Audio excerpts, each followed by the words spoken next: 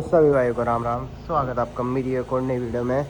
तो भाई आज की वीडियो थोड़ी लेट हो गई क्योंकि अपनी जो गाड़ियां हैं वो कहीं जा रखी थी बाहर, और क्रेटा भी अपनी जा रखी है। तो हम पे एंडेवर ही थी, तो अब वीडियो तो हमें बनानी ही थी। तो आज की वीडियो मतलब मेन वीडियो तो आज कुछ और टॉपिक पे है, पर हम गाड़ी अपनी एंडेवर को चूज़ कर रहे हैं। मेन मतलब जो वीडियो बननी थी वो क्रेटा की बननी थी, पर वो जा रखी है तो वो बन नहीं पाएगी। तो मैं बस मतलब गाड़ी दिखा रहा हूँ, पर मेन बात कुछ और है। तो गाड़ी के अंदर चलते हैं, फिर मैं आपको मेन बात जो इस वीडियो का जो मेन टॉपिक है मैं आपको वो बताता हूँ आज गाड़ी के अंदर चल के। हाँ तो भाइयों, वैसे भी ऐसी बंद ही कर रखा है हमने, तो मैं गाड़ी को बंद ही कर लेता हूँ। तेल कम रह गया वैसे भी इसके अंदर ना, तो गाड़ी को अपना कर लेते हैं बंद। और ये कौन बस। तो भाइयों देखो, जैसे अब अपनी ये चुप क्यों नहीं हो रही। हाँ ठीक है। तो जैसे अब आपको पता ही होगा, जैसे अब अपनी जो डीजल गाड़ियाँ हैं, जैसे ये है, ये तो BS4 है चलो अपनी। पर जो अपनी अब जो नई BS6 फेज 2 आ रही है, उनमें एक प्रॉब्लम हमें फेस करने को मिलती है, जो हर बंदे को एक इशू होता है कि भाई डीजल गाड़ी हमें लेनी चाहिए या फिर नहीं लेनी चाहिए। भाई देखो, डीजल गाड़ी बेस्ट है अगर आपकी रनिंग बहुत ज़्यादा है। मतलब अगर आप रनिंग ठीक ठाक है, आपकी मंथली रनिंग अगर आपकी 1000+ है, तो डीजल आपके लिए तो बेस्ट है भाई। और अगर आपको एक फील चाहिए भाई कि हाँ मेरे को भगानी है गाड़ी, मतलब एक रो पावर चाहिए ना, जो एकदम इनिशियल पिकअप चाहिए वो चाहिए, तो भाई उसके लिए तो आपको मैं प्रेफर करूँगा डीजल पे ही जाना। तो अब जो मेन बंदों का इशू रहता है वो रहता है कि भाई जो अपना DPF इशू है ना, वो क्या है। कैटलिक कन्वर्टर होता है, इंजन की गैस को कार्बन में कन्वर्ट करके अपनी साफ हवा कर देता है। मतलब जो पोल्यूशन होता है ना, उसको वो जलाता है, उसको साफ करता है और बाहर को फेंक देता है। ये उसका अपना काम होता है भाई। देखो अपना कैटलिक कन्वर्टर होता है। तो ये अपना भाई BS6 गाड़ियों में आ रहा है अब। तो जैसे मेरी क्रेटा है, मेरी क्रेटा में भी आता है वो। बाकी क्रेटा भी सही बताऊं तो जा रखी है कहीं, अगर वो जब आएगी तो मैं तब भी बता दूंगा आपको उस चीज़ के बारे में। पर अभी हमारे पास डीजल में तो सिर्फ अपनी ये फोर्ड की एंडेवर है। अपना कैटलिक कन्वर्टर क्या है क्या नहीं, तो जैसे कि आप देख सकते हो इसमें ये अपना कैटलिक कन्वर्टर है। ये मतलब है तो बढ़िया चीज़, पर लोगों को ना इसमें एक इशू, मतलब एक कन्फ्यूजन है। इशू भी क्या है, एक कन्फ्यूजन है लोगों को कि भाई इसमें कोई बाद में दिक्कत तो नहीं आएगी, इससे हमारी गाड़ी का पिकअप तो नहीं गिर जाएगा, हमारा एवरेज तो नहीं ड्रॉप हो जाएगा। तो भाई देखो, ऐसे कोई दिक्कत नहीं आती अगर आप गाड़ी की रनिंग अच्छी खासी है।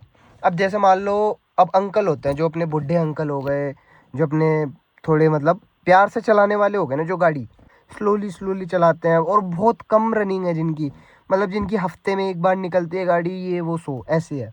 तो भाई उनके लिए फिर डीजल तो ठीक है नहीं, क्योंकि अगर आपकी रनिंग कम है, क्योंकि भाई जो वो है ना, अगर आप बिल्कुल लो RPM पे अपनी, जैसे अपने गाड़ी के अंदर RPM है, आप मान लो इसे बिल्कुल लो RPM पे चलाते हो, मतलब आप 2000 से नीचे नीचे ही चलाते हो, ये जैसी 1.5 RPM हुआ गियर चेंज कर दिया, तो भाई देखो फिर तो गाड़ी में इशू आना है अपना।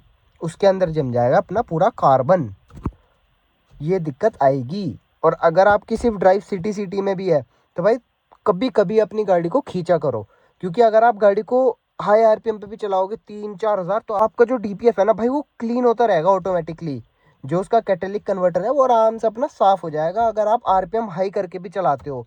जैसे आप हाईवे पे ड्राइव कर रहे हो भाई, हाईवे पे उसका RPM थोड़ा हाई खींचो, मतलब जैसे चौथे गियर पे है अपना हाई खींचो RPM, उससे क्या होगा भाई, अपना जो DPF है ना वो क्लीन रहेगा, और गाड़ी में कोई भी इशू नहीं आने वाला, कोई भी। और वो ऑटोमेटिकली साफ हो जाता है अपने। और जैसे आपने गाड़ी मान लो अच्छी खासी चला ली 50-60 हज़ार किलोमीटर, तो उसमें हवा वगैरह मरवा दो कि हाँ मतलब एक बारी वो अच्छे से क्लीन हो जाए बस। वैसे तो जरूरत पड़ती नहीं है, क्योंकि वो ऑटोमेटिकली अपने आप को क्लीन करता है, तो उसकी तो वैसे भाई कोई ज़रूरत पड़ती नहीं है।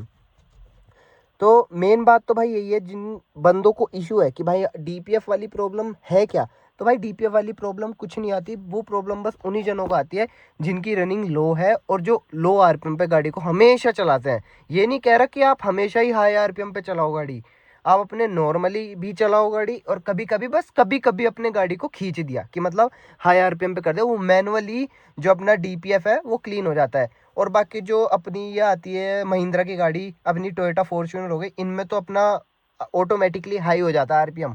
उनमें तो रीजन के लिए एकदम आ जाता है, यहाँ पे मैसेज आ जाता है अपने मीटर में कि आपकी गाड़ी जो है रीजन पे लग चुकी है।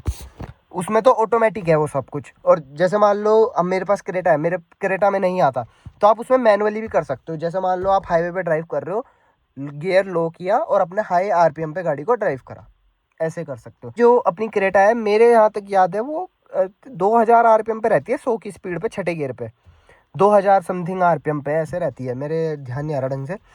तो भाई 2000 आरपीएम पे ना आप 5वें गियर पे चलाओ 100 की स्पीड पे, आरपीएम 3000 या 3500 कुछ रहेगा मेरे हिसाब से।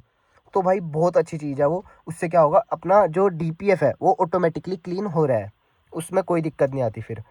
और पर अगर मान लो मैं छठे गियर में हूँ और मैं 80 की स्पीड में हूँ, क्योंकि उस टाइम आरपीएम भी मेरा लो रहेगा, तो मैं ज़्यादा स्पीड नहीं चला रहा, लो आरपीएम चला रहा हूँ, सिटी में हो गया, मैं सिटी में चलाए जा रहा हूँ गाड़ी, लो लो आरपीएम पे चला रहा हूँ, मैंने आज तक कभी भी हाई आरपीएम पे गाड़ी नहीं चलाई भाई, तो गाड़ी के अंदर इशू बन सकता है, उसके अंदर कार्बन जम सकता है। जो आपका डीपीएफ है ना, अगर वो ख़राब हो गया, वो आपको पूरा ही बदलना पड़ेगा, और वो समथिंग समथिंग 50 से 60 हज़ार रुपये का आता है, इतना महंगा आता है भाई वो। ये फोर्ड की एंडेवर है भाई, ये BS4 है, इसमें ऐसा कोई झंझट है ही नहीं, इसमें वो यूरिया वगैरह कुछ नहीं डलता, क्योंकि ये अपने BS4 है, तो इसमें तो कितनी कोई दिक्कत थी नहीं। पर जो अब नई गाड़ियाँ आ रही है, अपनी फेज़ 2 आ रही है BS6 में, तो उनमें तो भाई बहुत ज़्यादा चीज़ प्रॉब्लम है ये वाली।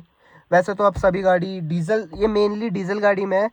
अगर भाई को किसी को भी कन्फ्यूजन हो कि भाई ये पेट्रोल में, नहीं भाई पेट्रोल में नहीं आता, तो ये अपना मेन डीजल गाड़ियों में ही आता है, जिससे क्योंकि डीजल गाड़ी पोल्यूशन थोड़ा ज़्यादा मचाती है, तो उसकी जो हवा है उसको क्लीन करने के लिए ये अपना डीपीएफ काम आता है। तो भाइयों अगर आपको अब भी कोई कन्फ्यूजन हो, कुछ भी हो, आप मेरे को कमेंट्स में बताओ, मैं आपको उसका बताऊंगा सोल्यूशन, क्या चीज़ है क्या नहीं। बाकी तो भाई डीजल गाड़ी इज़ बेस्ट, मेरी फेवरेट है भाई। डीजल तो एक लव है भाई, बस यही है 2-3 साल मेरे हिसाब से, उसके बाद तो डीजल बंद ही है भाई। उसके बाद तो हम कहीं चला पाएंगे ये डीजल गाड़ियाँ, उसके बाद तो बैन कर देंगे जहाँ तक है ये इंडिया में। पर भाई यही है, जो ये डीजल है ना, इन्हीं में ही रो पावर है। आपकी रनिंग 500 किलोमीटर से भी ज़्यादा है ना, तो आप आराम से ले लो, कोई दिक्कत की बात नहीं है। पर अगर आपकी रनिंग ही नहीं है, तो भाई फिर तो थोड़ी बहुत दिक्कत आ सकती है। तो फिर तो आप पेट्रोल लो भाई, फिर तो आपके लिए पेट्रोल इज़ बेस्ट ऑप्शन, अगर आपकी रनिंग कम है।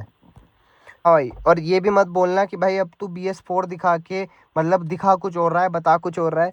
भाई मैं बनाऊंगा, क्रेटा के ऊपर भी बनाऊंगा, वो कहीं जा रखी है, एक बार ही आ जाए, फिर उसके ऊपर तो मैं आराम से आपको पूरा बोनट खोल के सब चीज़ें दिखाऊंगा, और आपको डीपीएफ क्लीन करने का तरीका भी दिखाऊंगा कि डीपीएफ कैसे क्लीन करते हैं, अपना हाई स्पीड कितनी रखूं, कितना आरपीएम रखूं कि मेरा जो रीजन है वो ऑटोमेटिकली हो जाए।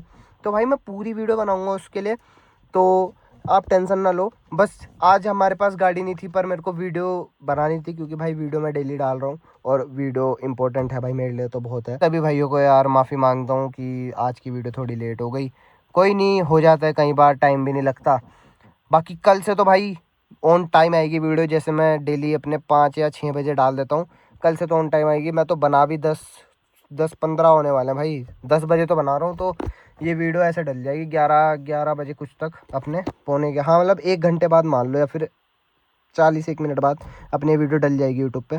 बाकी तो भाई यही थी अपनी आज की वीडियो। अगर किसी भाई को अब भी डाउट है तो मेरे को कमेंट में बताओ, और वीडियो को भाई लाइक भी कर देना, चैनल को अगर सब्सक्राइब नहीं किया तो सब्सक्राइब भी कर देना। फिर मिलते हैं किसी और नेक्स्ट वीडियो में, तब तक के लिए सभी भाइयों को राम राम।